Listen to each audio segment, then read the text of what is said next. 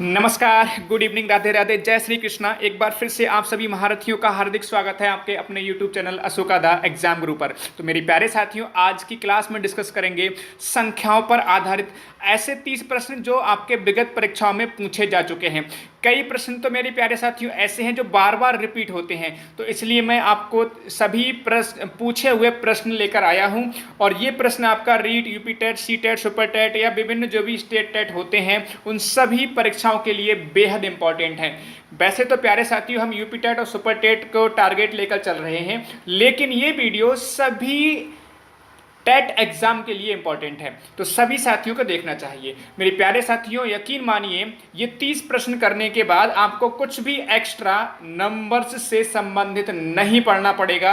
मतलब ये वीडियो देखने के बाद आपके 2 नंबर पक्के होंगे। खास तौर से हम यूपी टेट और सुपर टेट की बात करें, क्योंकि एक या 2 प्रश्न आपका यूपी टेट में पूछा जाएगा और 1 प्रश्न आपका सुपर टेट में अवश्य पूछा जाएगा, और इन्हीं से आपको मिल जाएगा।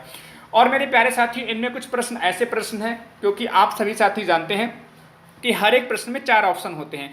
तो कुछ प्रश्न ऐसे हैं जिनमें चारों ऑप्शंस को हमें पढ़ना पड़ेगा, उनको समझना पड़ेगा। तो यानी कि एक प्रश्न से साथ साथ में आपके चार जो है ना कंसेप्ट, चार बातें क्लियर होंगी। तो इसलिए इन 30 प्रश्नों को केवल 30 प्रश्न ना समझिए, कम से कम 50 प्रश्न इनको मान के चलिए।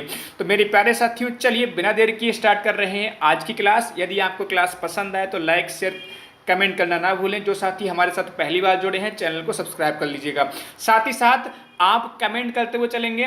यदि आप लाइव देख रहे हैं तो लाइव चैट में कमेंट करेंगे। यदि आप बाद में इस वीडियो को देख रहे हैं तो आप कमेंट सेक्शन में अपने आंसर जरूर कमेंट करते हुए चलिएगा। तो चलिए मेरे प्यारे साथियों, स्टार्ट कर रहे हैं क्लास। ये रहा पहला सवाल आपकी स्क्रीन पर। बिल्कुल बहुत ही आसान तरीके से हम लोग पढ़ते हुए चलेंगे। सबसे छोटी प्राकृतिक संख्या है, आपके सामने ऑप्शन है 0, 1, 2 और 3। देखिए, तो सभी साथी इसका आंसर देंगे। तो प्राकृतिक संख्या सबसे पहले पता होना चाहिए क्या है। मैं पहले ही डिस्कस कर चुका हूं पिछली वीडियो में कि प्राकृतिक संख्या यानी गिनती की संख्याएं प्राकृतिक संख्या कहलाती हैं। और गिनती की संख्या शुरुआत होती है 1 से। तो 1, 2, 3, 4, इस तरह से हम लोग कहाँ तक चलेंगे, अनंत तक चलते रहते हैं। तो सबसे छोटी प्राकृतिक संख्या कौन सी है, यहाँ पर आप देख पा रहे हैं 1। तो ऑप्शन नंबर बी इसका एकदम से राइट आंसर होगा। बहुत ही सुंदर, बहुत ही जबरदस्त, लाजवाब। नेक्स्ट प्रश्न आपकी स्क्रीन पर है, क्वेश्चन नंबर 2। सबसे छोटी पूर्ण संख्या बतानी है, कौन सी होगी, 0, 1, 2 या फिर 3। आपके सामने ऑप्शन है 0, 1, 2 या फिर 3। जल्दी से सभी मेरे प्यारे महारथी इसका आंसर देंगे। देखिए, सबसे छोटी पूर्ण संख्या, देखो सबसे पहले हमें पूर्ण संख्याओं के बारे में पता होना चाहिए। देखिए, प्राकृतिक संख्याओं की बात करते हैं तो 1 से लेकर अनंत तक की जो संख्याएं होती हैं उनको हम प्राकृतिक संख्या कहते हैं। अगर मेरे प्यारे साथियों इसमें 0 पहले लगा लो तो ये पूर्ण संख्या बन जाती है। प्राकृतिक संख्या 1 से लेकर अनंत तक और पूर्ण संख्या 0 से लेकर अनंत तक होती हैं। तो अगर सबसे छोटी अगर पूर्ण संख्या की बात करेंगे मेरे प्यारे महारथियों तो 0 होगा। आंसर ऑप्शन नंबर ए इसका एकदम से सही जवाब है। बिल्कुल, बहुत ही सुंदर, बहुत ही ज़बरदस्त। इसी तरह से लगे रहिए मेरे प्यारे महारथियों, सफलता निश्चित है। चलिए नेक्स्ट प्रश्न पर चलेंगे, क्वेश्चन नंबर 3 पर। सबसे छोटा धनात्मक पूर्णांक है, बहुत ही प्यारा सवाल है। सबसे पहले प्यारे साथियों हमें पूर्णांक के बारे में पता होना चाहिए। पूर्णांक का मतलब आप सभी साथी अच्छे समझते हैं, इंटीजर्स। तो मेरे प्यारे साथियों, पूर्णांक है क्या? देखिए, पूर्णांक का मतलब ऐसी संख्याएं जो पॉजिटिव हों और नेगेटिव हों और साथ ही साथ में 0। पॉजिटिव, नेगेटिव और 0 का जो समूह है वो कहलाता है आपका पूर्णांक। यानी कि 0 तो होगा ही होगा, साथ में 0 के बाद की जो पॉजिटिव नंबर्स हैं, धनात्मक संख्याएं हैं, वे सभी होंगी और अनंत तक चलते रहेंगे। अच्छा, 0 से पहले आपको पता है, ठीक है, नेगेटिव नंबर्स होते हैं। ठीक है, तो नेगेटिव नंबर्स क्या होगा, -1, उससे पहले -2 आएगा, उससे पहले -3 आएगा और फिर डैश, ये अनंत से चले आती हैं। तो कहने का मतलब क्या है, माइनस वाली संख्याएं, प्लस वाली संख्याएं और साथ ही साथ में आपका बीच में लिखा हुआ देख पा रहे हैं 0। इन सभी का जो ग्रुप है वो कहलाता है आपका क्या, पूर्णांक कहलाता है। इतनी बात सबको क्लियर है। अब मेरे प्यारे साथियों, अगर हम धनात्मक संख्याओं की बात करेंगे तो मेरे प्यारे साथियों याद रखेंगे, जो जीरो के बाद के जो नंबर्स हैं, जीरो के जो बाद के नंबर्स हैं ये कहलाते हैं धनात्मक पूर्णांक। जीरो से जो पहले के नंबर हैं ये कहलाते हैं ऋणात्मक पूर्णांक। और जीरो न ही धनात्मक होता है न ही ऋणात्मक होता है। आप अच्छे से यहाँ पे समझ पा रहे होंगे। तो सबसे छोटा धनात्मक पूर्णांक, यहाँ पर एक बात समझेंगे, जैसे कि आप देख पा रहे हैं जीरो से बड़ा एक है, एक से बड़ा दो, दो से बड़ा तीन, तीन से बड़ा चार, यानी कि आप यहाँ पे समझ पा रहे होंगे अगर माइनस की संख्याएं हैं तो माइनस, देखो माइनस चार होगा पहले माइनस तीन से पहले, तो माइनस चार से बड़ा माइनस तीन, माइनस तीन से बड़ा माइनस दो, और माइनस दो से बड़ा माइनस एक, माइनस एक से बड़ा क्या होता है, जीरो होता है। यानी कि इस तरह से जो एरो लगा रहा हूँ ये आपका बढ़ता हुआ क्रम होता है। बात समझ में आ रही? तो सबसे छोटा धनात्मक पूर्णांक यहाँ पर आप आसानी से इसका आंसर टिक कर सकते हैं। क्या होगा? धनात्मक पूर्णांक छोटा कौन सा होगा? एक होगा। ऑप्शन नंबर 20 में सही जवाब होगा। अगर आपसे सबसे बड़ा धनात्मक पूर्णांक पूछा जाए तो आपको पता ही अनंत तक चलेंगे तो सबसे बड़ा धनात्मक पूर्णांक निकालना पॉसिबल नहीं है। यदि ऑप्शन में अनंत लिखा होता तो हमारा अनंत आंसर हो जाता। वैसे हम सबसे बड़ा धनात्मक पूर्णांक ज्ञात नहीं कर सकते, या हम सबसे बड़ा पूर्णांक की बात करें वो भी हम यहाँ पर ज्ञात नहीं कर सकते। अच्छा, अगर आपसे पूछते सबसे बड़ा ऋणात्मक पूर्णांक तो इसका आंसर क्या होता? सबसे बड़ा ऋणात्मक पूर्णांक कौन सा होगा? -1 होगा। -1 से छोटा कौन सा होगा? -2 होगा। -2 से छोटा कौन सा होगा? -3 होगा।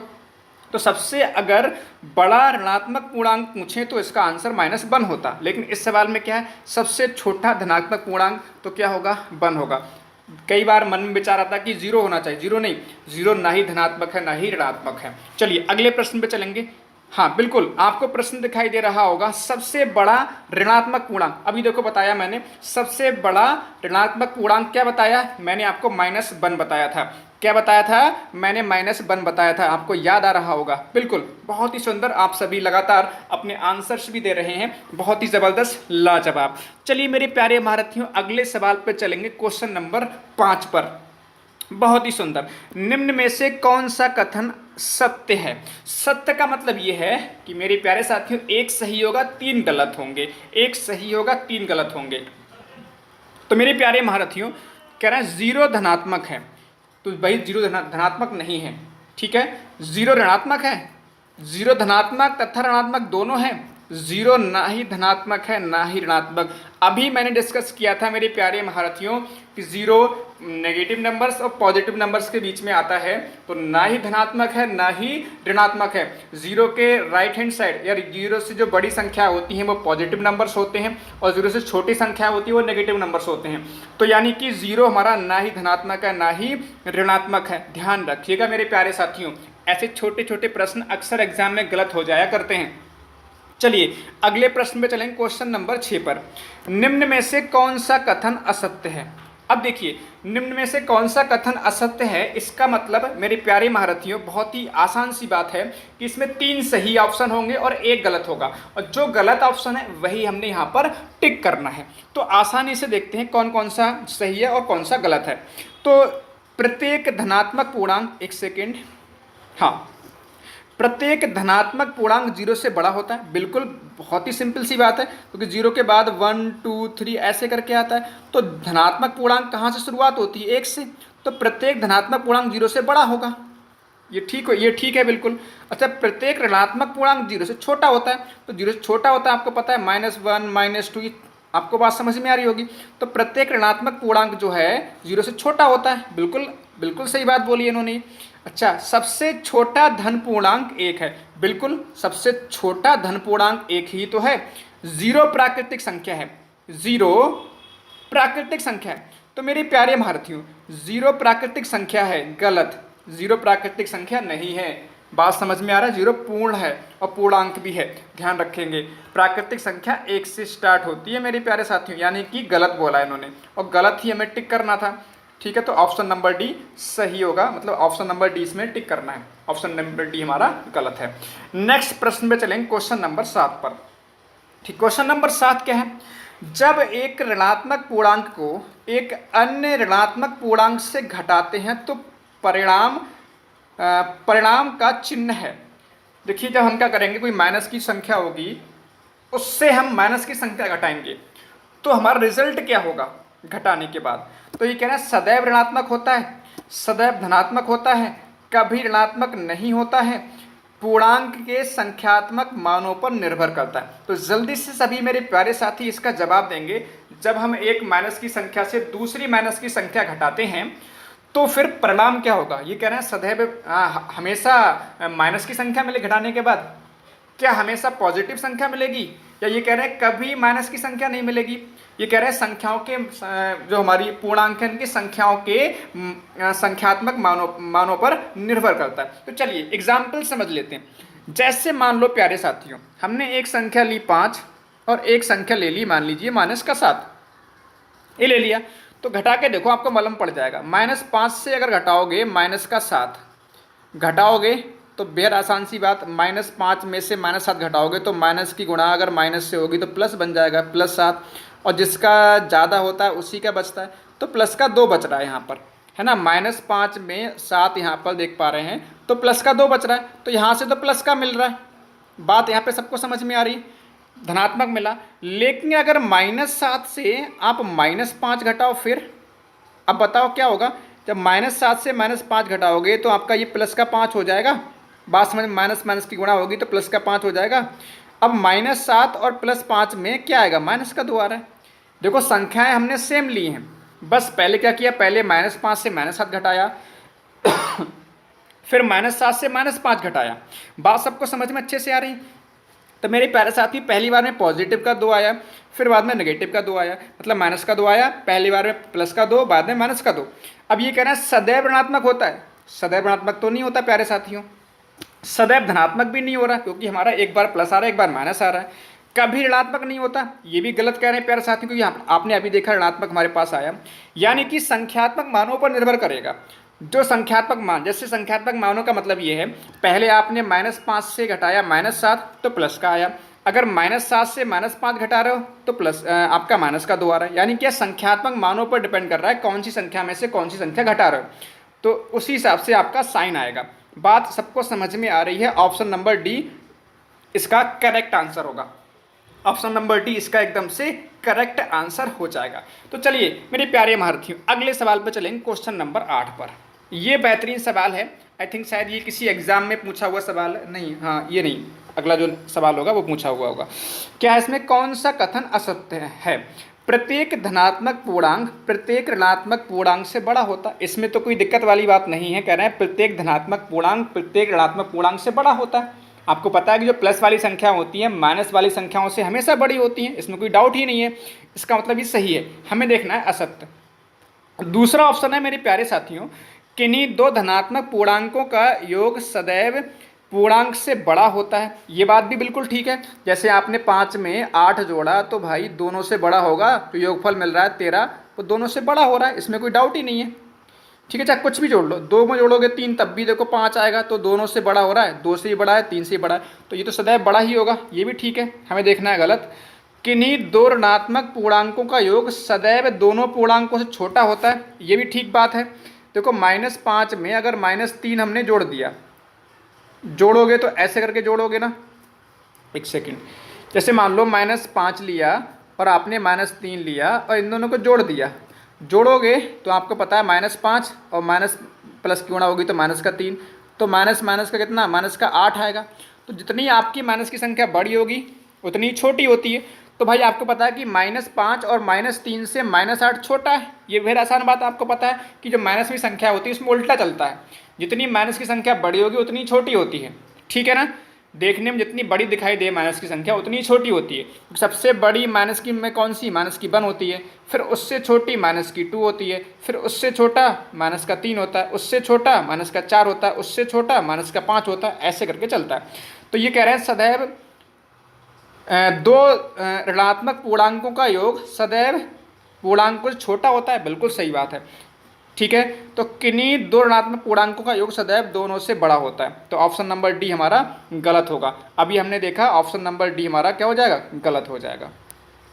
ठीक है, किसी साथी को दिक्कत परेशानी वाली बात नहीं है।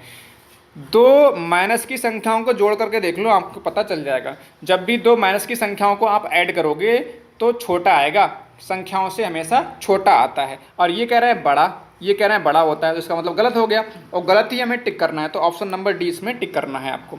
नेक्स्ट क्वेश्चन नंबर 9 पे आ जाओ। निम्न में से कौन सा कथन असत्य है? यहाँ पर भी देखो, निम्न में से कौन सा कथन असत्य है? सभी पूर्ण संख्याएं पूर्णांक हैं। सुनना मेरी बात ध्यान से। अगर हम पूर्ण संख्या लिखते हैं, सबसे पहली बात, अगर हम पूर्णांक की बात करें तो पूर्णांक में क्या होता है? -3, -2, अनंत से लेकर आते हैं उल्टा चलते हुए, -3, -2, -1, फिर 0, फिर 1, 2, 3, 4, अनंत तक चलते रहते हैं। तो पूर्णांक कह रहे हैं सभी पूर्ण संख्याएं। जब पूर्ण संख्याएं प्यारे साथियों क्या होती हैं? पूर्ण संख्या होती है 0 से लेकर अनंत तक। तो बिल्कुल बेहद आसान सी बात है, सभी पूर्ण संख्याएं पूर्णांक होती हैं, ये तो सही है। सभी प्राकृतिक संख्या पूर्णांक, ये भी ठीक, क्योंकि प्राकृतिक संख्या 1 से लेकर अनंत तक होती हैं। तो ये भी बात ठीक है भाई, सभी प्राकृतिक संख्या पूर्णांक होती हैं। सभी पूर्णांक प्राकृतिक संख्याएं हैं, बताओ जरा। सभी पूर्णांक, ये तो उल्टा हो गया।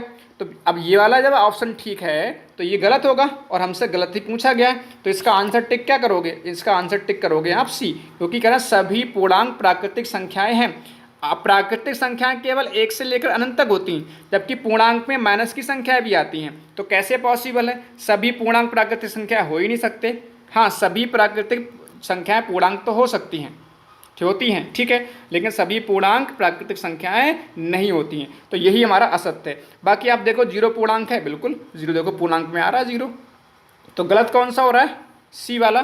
तो आंसर कौन सा टिक करेंगे? सी इसमें टिक कर देंगे।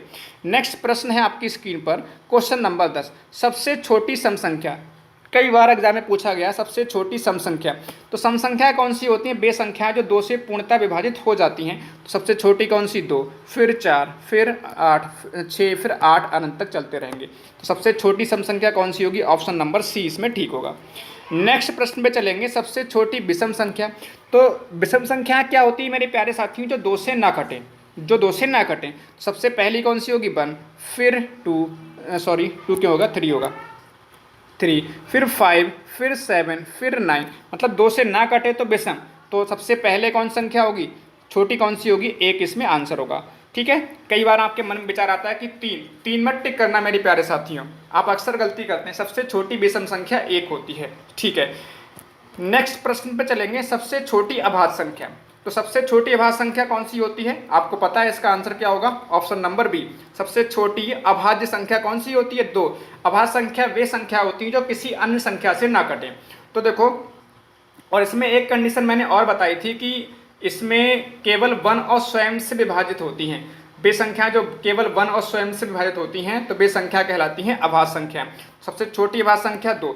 और आपके मन में विचार आएगा सर एक आंसर होगा, तो मैं पिछली क्लास में आपको बताया था कि एक अभाज्य संख्या क्यों नहीं होती है, मैंने पिछली क्लास में आपको डिटेल में बताया है, तो इसमें डाउट किसी साथी को नहीं होना चाहिए। नेक्स्ट प्रश्न, सबसे छोटी भाज्य संख्या। भाज्य का मतलब वे संख्या जो किसी अन्य संख्या से विभाजित हो जाए। जैसे कि अगर बात करोगे तो 1 केवल 1 से कट रहा है, 2 जो है किसी अन्य संख्या से नहीं कट रहा, 3 भी किसी अन्य संख्या से नहीं कट रहा, 4 कटेगा। देखो 4 किससे कट जाएगा? 2 से कट जाएगा। बात सबको समझ में आ रही है? तो सबसे छोटी भाज्य संख्या कितनी होती है? 4। ध्यान रखेंगे, देखो सबसे छोटी सम संख्या 2, सबसे छोटी विषम संख्या 1, सबसे छोटी अभाज्य संख्या भी कितनी होती है? 2। सबसे छोटी भाज्य संख्या कितनी होती है? 4। ये आपको पता होना चाहिए। ये विषम, ये सम, ये अभाज्य और ये आपका भाज्य। एक प्रश्न ये भी पूछा जाता है कि ऐसी संख्या कौन सी है जो आपकी सम भी है और अभाज्य भी है। ऐसा प्रश्न भी पूछा जाता है, तो कौन सा आंसर होगा इसका? 2। फिलहाल इसमें सबसे छोटी भाज्य संख्या पूछी है, तो इसका आंसर क्या होगा प्यारे साथी? इसका आंसर होगा क्या? Option number B. सॉरी, क्या हो गया? हाँ, सबसे छोटी भाज्य संख्या कितना आंसर होगा इसका? 4 इसका आंसर होगा। सबसे छोटी भाज्य संख्या कितना आंसर हो जाएगा इसका? ऑप्शन नंबर ए इसका ठीक हो जाएगा। नेक्स्ट प्रश्न पे चलेंगे प्यारे साथियों, सम अभाज्य संख्या। अभी मैंने डिस्कस किया सम और अभाज्य दोनों कौन सी संख्या है? ऑप्शन नंबर बी यानी कि 2 एकमात्र सम अभाज्य संख्या है। ये बात आपको अच्छे से पता होना चाहिए। नेक्स्ट प्रश्न पे चलेंगे, सबसे छोटी विषम अभाज्य संख्या। तो विषम 1, 3, 5, 7 ऐसे करके चलता रहेगा। अभाज्य में क्या होता है? 2, 3, 5, और 7 फिर 11 चलता रहता है। तो सबसे छोटी विषम, सबसे छोटी ऐसी संख्या देखनी है जो विषम भी है और अभाज्य भी है। तो विषम भी है देखो 3 और अभाज्य भी है, तो दोनों में सबसे छोटी कौन सी है? 3 है, तो 3 इसका आंसर होगा ऑप्शन नंबर सी। ठीक है, समभाज्य संख्या 2, विषम अभाज्य संख्या छोटी कौन सी है? 3। नेक्स्ट प्रश्न सीटेट 2019 में पूछा हुआ सवाल है, निम्नलिखित में से कौन सा कथन सत्य नहीं है? सत्य नहीं का मतलब मेरे प्यारे साथियों आपसे पूछा गया है असत्य। असत्य ऑप्शन कौन सा है? तो अभाज्य संख्याओं के केवल 2 गुणनखंड होते हैं, ये तो ठीक है भाई, ये तो ठीक है ना। मैंने बताया था पिछली क्लास में अभाज्य संख्याओं के केवल 2 गुणनखंड होते हैं। कौन कौन से? एक तो 1 होता है और दूसरा स्वयं। मतलब बताया भी था कि वे संख्याएं जो केवल 1 और स्वयं से विभाजित होती हैं अभाज्य संख्या कहलाती हैं। तो 1 और स्वयं इसके 2 गुणनखंड होंगे। ठीक है, तो इसमें अभाज्य संख्याओं में केवल 2 गुणनखंड होती है, तो ठीक बात कही है, कोई दिक्कत नहीं है। 1 अंक वाली 4 अभाज्य संख्याएं हैं। 1 अंक का मतलब देखो पहली होती है 2, फिर होती है 3, फिर होती है 5, फिर होती है 7, फिर 11 होगी, तो 11 में 2 अंक हो जाएंगे ना, फिर 13 में 2 अंक। ठीक है, तो 4 ही तो हो रही हैं। तो 1 अंक में कितनी अभाज्य संख्याएं? 4 होती हैं, ये भी ठीक बात कही है। सभी अभाज्य संख्याएं विषम, ये कह रहे हैं क्या मेरे प्यारे साथियों? कह रहे हैं सभी अभाज्य संख्या विषम संख्याएं होती हैं, ऐसा है क्या? देखो 2 लिखो, 3 लिखो, अभाज्य संख्या लिख लो पहले, तो 2, 3, 5, 7, 11 ऐसे करके। तो कह रहे हैं सभी जो अभाज्य संख्याएं क्या विषम है? भाई 2 तो विषम नहीं है। 2 विषम है क्या? नहीं है, इसका मतलब ये गलत हो गया। तो यही हमें टिक करना था, यही हमें टिक करना था प्यारे साथियों। कौन सा गलत है? तो यही गलत है, सभी अभाज्य संख्याएं विषम संख्याएं नहीं होती हैं। अगर ये होता नहीं होती हैं तब जाके सही होता। हमसे पूछा सत्य नहीं है, सत्य कौन सा नहीं है? Option number C. डी को चेक कर सकते हो, अभाज्य संख्याएं अपरिमित रूप से अनेक होती, बिल्कुल सही बात है। अभाज्य संख्याएं तो अनंत तक जाएंगी, 2, 3, 5, 7, 11, 13, 19 ऐसा लिखते हो चले जाओगे 17, 19 करके। तो क्या होगा? अभाज्य संख्या अपरिमित रूप से अनेक होंगी। ठीक है, तो इसमें पूछा गया सत्य नहीं है, तो कौन सा सत्य नहीं है? सी सत्य नहीं है। नेक्स्ट प्रश्न क्वेश्चन नंबर 17, निम्न में से कौन सा कथन सत्य है? सत्य पूछा गया, इसका मतलब 3 गलत हैं। ठीक है, तो पहला है एक भाज्य संख्या विषम हो सकती है। ये कह रहे हैं एक भाज्य संख्या विषम हो सकती है, तो चेक कर लेते हैं प्यारे साथियों। भाज्य संख्या लिख लो पहले, 4, फिर 6, फिर 8, फिर 9, फिर आपका 10, फिर 12, ये भाज्य संख्या लिख ली हमने। तो कह रहे हैं एक भाज्य संख्या विषम हो सकती है? नहीं, देखो 4 तो विषम नहीं है, विषम का मतलब 2 से ना कटे, ये भी विषम नहीं है, ये भी विषम नहीं है, ये देखो ये विषम है भाई, 9 विषम है। तो ये कह रहे हैं एक भाज्य संख्या विषम हो सकती है, बिल्कुल देखो 9 भाज्य संख्या है, ये विषम भी हो सकती है, ये विषम भी है, तो इसका मतलब ये सही बोला है। और सत्य ही हमसे पूछा गया, तो इसका मतलब ऑप्शन नंबर इसका ए टिक कर देंगे, बाकी के ऑप्शन चेक करने की आवश्यकता ही नहीं है, क्योंकि सत्य पूछा गया है प्यारे महारथियों। तो पहला ऑप्शन सत्य हो गया, तो बाकी ऑप्शन चेक करने की आवश्यकता नहीं है, लेकिन फिर भी चेक कर लेते हैं।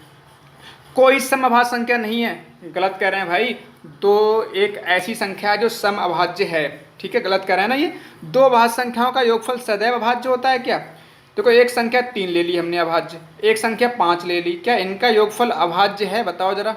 ये तो 8 तो भाज्य हो रहा है, ये कह रहा है सदैव भाज्य होता है, तो ये भी गलत कह रहे हैं ये बात। सबसे छोटी अभाज्य संख्या 1 है, बिल्कुल गलत। सबसे छोटी अभाज्य संख्या कितनी है? 2, ये भी गलत है। तो पहला ऑप्शन इसका ठीक हो गया। क्वेश्चन नंबर 18, सभी मेरे प्यारे साथी बहुत ही ज़बरदस्त प्रयास है सभी का बहुत ही ज़बरदस्त सराहनीय प्रयास, लगे रहो मेरे प्यारे साथियों। निम्न में से कौन सा असत्य है?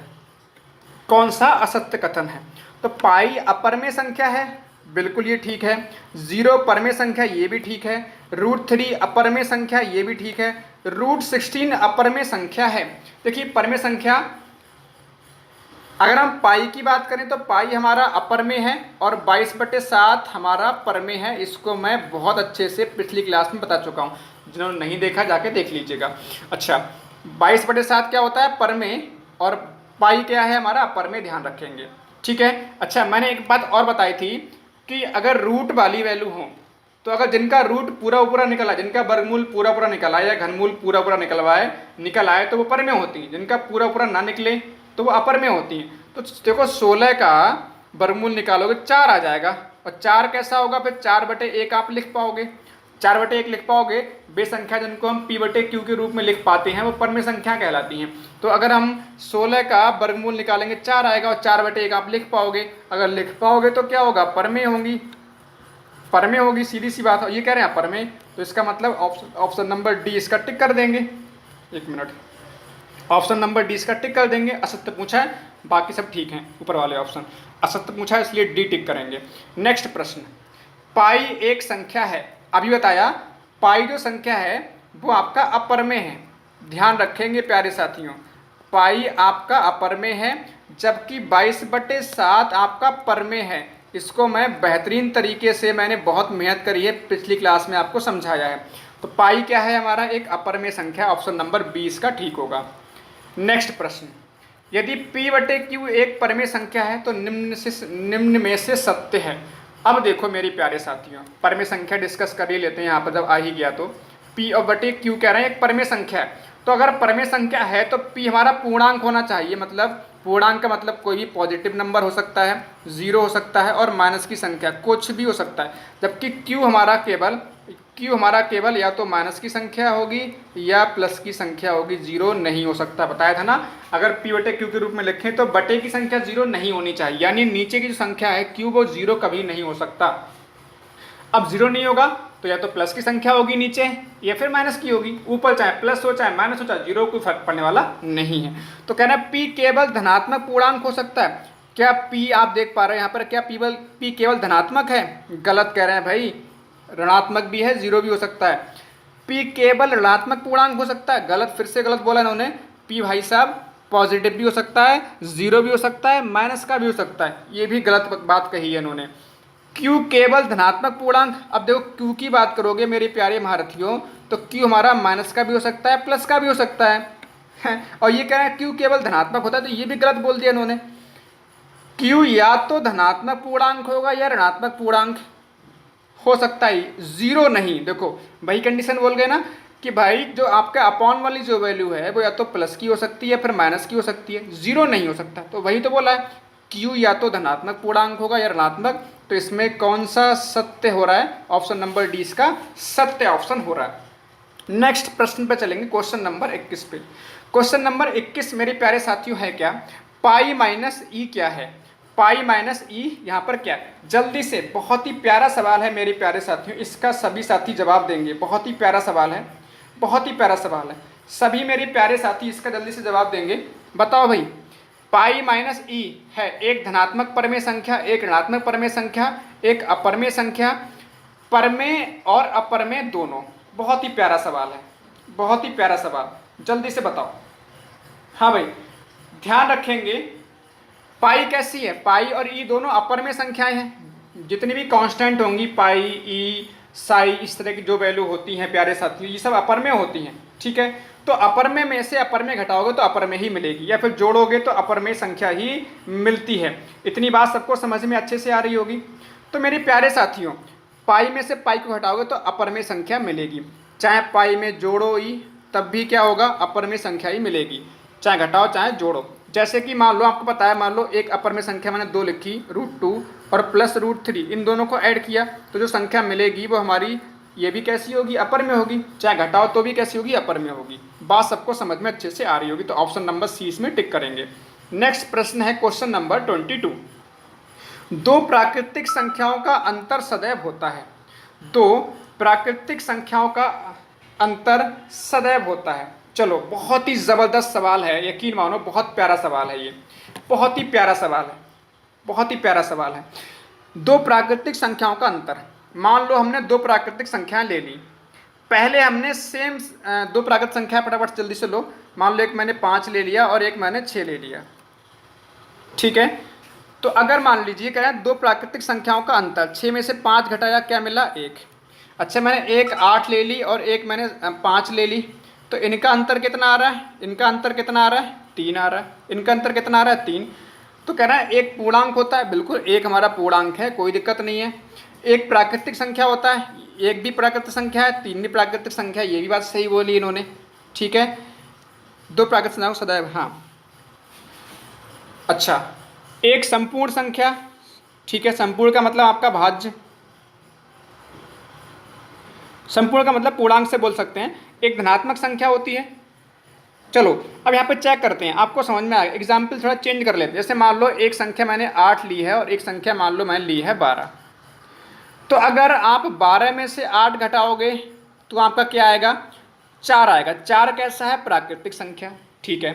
अगर आप 8 में से 12 घटाओगे तो आपका माइनस का 4 आएगा, और -4 आपकी प्राकृतिक संख्या नहीं है।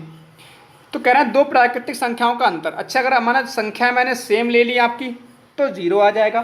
तो कहने का मतलब प्यारे साथियों क्या है, या तो सेम संख्याओं घटाओगे तो 0 आएगा, अगर बड़ी में से छोटी घटाओगे तो प्लस की संख्या आएगी, और छोटी में से बड़ी घटाओगे तो माइनस की संख्या आएगी। तो माइनस की भी आ रही है, प्लस की भी आएगी, और 0 भी आएगा। तो यानी कि क्या आंसर होगा इसका, पूर्णांक। सदैव क्या होगा, दो प्राकृतिक संख्याओं का अंतर पूर्णांक होगा। प्राकृतिक संख्या कब होगी, जब बड़ी में से छोटी घटाओगे। पूर्ण संख्या कब होगी, हाँ संपूर्ण का मतलब पूर्ण संख्या। पूर्ण संख्या कब होगी, छोटी में से पूर्ण संख्या कब होगी, जब बड़ी में से छोटी घटाओगे, ठीक है। धनात्मक संख्या तब भी होगी जब आपके बड़े में से छोटा घटाओगे। तो यानी कि पूर्णांक इसका आंसर होगा। नेक्स्ट प्रश्न, क्वेश्चन नंबर 23, सबसे छोटी अभाज्य संख्या। अब ये पूछे हुए प्रश्न है, हालांकि पहले मैं डिस्कस कर चुका हूँ, सबसे छोटी अभाज्य संख्या बता चुका हूँ, आंसर होगा इसका 2। देखो फिर से पूछा गया सबसे छोटी अभाज्य संख्या, इसका आंसर क्या होगा 2। देखो पहले पूछा गया आपका 23 क्वेश्चन उत्तराखंड टेट 2013 में पूछा गया। ये सवाल सबसे छोटी अभाज्य संख्या यूपी टेट 2017 में पूछा गया, ठीक है। चलो आगे आ जाओ, क्वेश्चन नंबर 25। क्वेश्चन नंबर 25, एक अभाज्य संख्या होती है, एक सम संख्या होती है, एक विषम संख्या, संयुक्त का मतलब होता है क्या, भाज्य। संयुक्त का मतलब क्या होता है, भाज्य, या फिर इनमें से कोई नहीं। तो अभाज्य संख्या लिख लो, एक अभाज्य संख्या होती है। एक अभाज्य संख्या क्या होती है, तो इसका आंसर फिलहाल तो ऑप्शन नंबर डी हो जाएगा। जैसे अभाज्य संख्या लिख लिया मैंने आपका 2, 3, 5, 7, 11, 17। तो कह रहा है एक अभाज्य संख्या, जैसे मान लो आप 2 लोगे तो 2 तो सम है, लेकिन 3 क्या सम है, नहीं है। इसका मतलब ये ठीक नहीं है, एक अभाज्य संख्या हमेशा जो है सम नहीं होती है, ठीक है। ये कह रहे हैं एक अभाज्य संख्या होती है, सम संख्या होती है क्या, नहीं। विषम होती है क्या, विषम भी हर बार में नहीं होती है, देखो ये विषम नहीं है। संयुक्त का मतलब भाज्य, क्या हमेशा भाज्य होती है, ठीक है। भाज्य तो बिल्कुल नहीं होती, अभाज्य संख्या जो भाज्य तो बिल्कुल नहीं होती, क्योंकि अभाज्य और भाज्य इसके उल्टे होते। अभाज्य संख्या जो किसी से ना कटे, संयुक्त का मतलब होता है भाज्य, और भाज्य संख्या जो किसी अन्य संख्या से कट जाती हैं, तो ये भी नहीं होगा। तो ऑप्शन नंबर कौन सा होगा इसमें, ऑप्शन नंबर डी होगा। बात सबको समझ में आ रही है, क्योंकि अभाज्य संख्या क्या होती है, जो किसी अन्य संख्या से ना कटे, या फिर एक तथा स्वयं के अलावा किसी अन्य संख्या से ना कटे, ठीक है। तो आंसर क्या होगा, ऑप्शन नंबर डी इसका ठीक हो जाएगा। नेक्स्ट क्वेश्चन नंबर 26, निम्न में से कौन सा कथन सही है। तो सही पूछा गया है, बाकी 3 गलत होंगे, एक अभाज्य संख्या नहीं है, बिल्कुल सही कहा है इन्होंने, एक अभाज्य संख्या नहीं है मेरे प्यारे साथियों। अभाज्य संख्या की स्टार्टिंग 2 से होती है, 2, 3। तो आंसर क्या हो जाएगा, ऑप्शन नंबर ए हो जाएगा, सत्य पूछा है। अब ये कह रहे हैं एक अभाज्य संख्या है, बिल्कुल नहीं है भाई, ठीक है, एक अभाज्य संख्या है ही नहीं। एक संयुक्त संख्या है, संयुक्त भी नहीं है। एक दो अभाज्य संख्या नहीं है, अब ये कह रहे हैं 2 अभाज्य संख्या नहीं है भाई, 2 तो अभाज्य संख्या है ना, ये भी गलत हो गया। तो एक अभाज्य संख्या नहीं है, बिल्कुल सही बात है, एक अभाज्य संख्या है ही नहीं। तो ऑप्शन नंबर ए इसका ठीक हो जाएगा। नेक्स्ट प्रश्न है क्वेश्चन नंबर 27, 25 से कम अभाज्य संख्या कितनी है। तो 25 से कम अभाज्य संख्या लिख लो। पहली अभाज्य संख्या 2, फिर 3, फिर 5, फिर 7, फिर 11, फिर 13, फिर आपका 17, फिर 19, फिर 23। 25 से कम निकालना है प्यारे साथियों, 1, 2, 3, 4, 5, 6, 7, 8, 9। तो ऑप्शन नंबर क्या हो जाएगा, डी, है ना, आसान सवाल। 25 से कम अभाज्य संख्या कितनी है, तो 9 इसका आंसर हो जाएगा। नेक्स्ट प्रश्न है 1 से 30 तक की अभाज्य संख्याएं हैं, कितनी अभाज्य संख्याएं। देखो 1 से 25 तक निकाला था हमने अभी, तो इसका आंसर आया था 9। 1 से 25 तक 9 अभाज्य संख्याएं। तो 25 के बाद और देख लो, 25 के बाद कौन सी होगी, 29 होगी केवल अभाज्य संख्या, तो 10 हो जाएगा इसका आंसर। ऑप्शन नंबर कौन सा ठीक होगा, ऑप्शन नंबर ए इसका ठीक हो जाएगा। बात सबको समझ में आ रही है अच्छे से, नहीं बताओ, बात सबको समझ में आ रही है ना। 1 से लेकर 30 तक की अभाज्य संख्या लिख लोगे और काउंट कर लोगे, तो इसका आंसर हो जाएगा ऑप्शन नंबर ए, 10 इसका आंसर हो जाएगा। नेक्स्ट प्रश्न, प्रथम 5 धन ऋण, अच्छा अभाज्य संख्या को ऋण संख्या भी कहते हैं, इनका योगफल बताओ कितना आंसर होगा इसका, जल्दी से बताओ सब लोग इसका आंसर कमेंट करके कि प्रथम 5 धन ऋण अभाज्य संख्याओं का योगफल। अभाज्य संख्या प्रथम 5, पहली 2, फिर 3, फिर 5, फिर 7 और प्लस 11, तो इनका योगफल पूछा गया। इनका योगफल पूछा गया। तो मेरे प्यारे महारथियों 11 7 18 5 23 3 26 और 2 30, ऑप्शन नंबर, एक सेकंड, हाँ 11 से 18 5 23 और 3 26 और 2 28, ऑप्शन नंबर सी ठीक होगा। ऑप्शन नंबर इसका सी आपका ठीक होगा। सबको सवाल समझ में आ रहा है? बताओ ज़रा, सबको सवाल समझ में अच्छे से आ रहा होगा? किसी साथी को डाउट नहीं होना चाहिए, बिल्कुल। चलिए नेक्स्ट प्रश्न, लास्ट प्रश्न आज की क्लास का। किन्हीं दो परमेय संख्याओं के बीच, किन्हीं दो परमेय संख्याओं के बीच कोई परमेय संख्या नहीं होती है, केवल एक परमेय संख्या होती है। अनंत परमेय संख्या होती है, केवल एक परमेय संख्या और कोई अपरमेय संख्या नहीं। देखो, अगर आपका संख्या लिखो, कोई भी संख्या लिख लो, उनके बीच में अनंत परमेय संख्या होती हैं, इस बात को ध्यान रखना। इसका आंसर क्या होगा? सी। जैसे मान लो फॉर एग्जांपल मैंने एक परमेय संख्या लिखी 3/4 और एक संख्या लिखी मैंने 5/8, तो इनके बीच में कैसे निकालोगे? इन दोनों को जोड़ोगे, 2 से भाग करोगे, बीच में संख्या निकाल लोगे, ठीक है। ऐसी बहुत सारी संख्याएं आप ऐड करते करते निकालोगे और 2 से भाग करते निकालोगे तो अनंत संख्याएं आएंगी दो परमेय संख्याओं के बीच में।